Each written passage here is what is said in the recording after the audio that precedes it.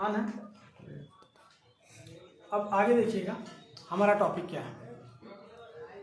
इसके पहले हमने कोशिका के बारे में पढ़ा है, जो आप लोग ध्यान देंगे।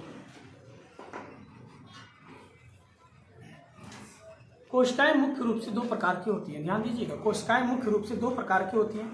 पहला प्रोकैरियोटिक कोशिका और दूसरा यूकैरियोटिक कोशिका। अगर हम बात करते हैं प्रोकैरियोटिक कोशिका, तो प्रोकैरियोटिक कोशिका का मतलब होता है अविकसित कोशिकाएं और यूकैरियोटिक कोशिका का मतलब होता है विकसित कोशिकाएं। आपको हम बोर्ड पर दिखा रहे हैं। कोशिका के दो पार्ट हैं, प्रोकैरियोटिक 70S और यूकैरियोटिक 80S। ध्यान दीजिएगा। अगर बात करते हैं इन कोशिकाओं के बारे में, तो पहला है हमारा प्रोकैरियोटिक कोशिका, जो अविकसित है, पूर्ण रूप से विकसित नहीं है। हम कह सकते हैं कि इसमें कोशिका के सभी अंग नहीं पाए जाते हैं। प्रोकैरियोटिक कोशिका यानी अविकसित कोशिका में कोशिका के सभी अंग नहीं पाए जाते हैं। इन्हें प्रारंभिक कोशिका भी कहा जाता है। इनमें कोशिका झिल्ली होती है।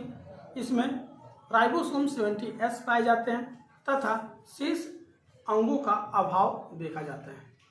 अगर हम ये कहें कि प्रोकैरियोटिक कोशिका क्या है, तो ये पूर्ण रूप से विकसित नहीं होते हैं। इनमें शेष अंगों का अभाव होता है। ओके, दूसरे शब्दों में अगर हम ये कहें यूकैरियोटिक कोशिका के बारे में, तो यूकैरियोटिक कोशिका के दो पार्ट होते हैं, एक पादप और दूसरा जंतु।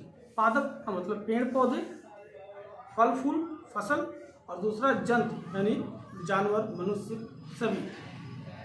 यूकैरियोटिक कोशिका की बात करते हैं तो ये पूरी तरह से विकसित होता है।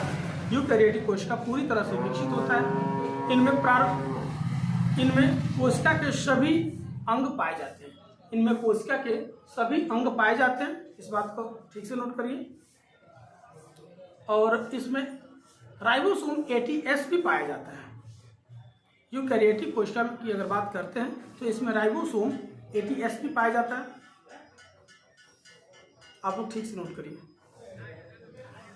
पादप कोशिकाओं का आकार चौकोर होता है।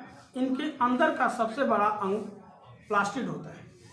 पादप कोशिकाओं का आकार चौकोर होता है। इनके अंदर का सबसे बड़ा अंग प्लास्टिड होता है। यूकैरियोटिक कोशिकाओं में वैक्यूल यानी रसधानी बड़ा होता है। बात करते हैं अगर क्लोरोफिल की, तो यूकैरियोटिक कोशिकाओं में क्लोरोफिल भी पाया जाता है। अतः जंतु कोशिकाएं गोल होती हैं। इनके अंदर का सबसे बड़ा अंग केंद्रक होता है।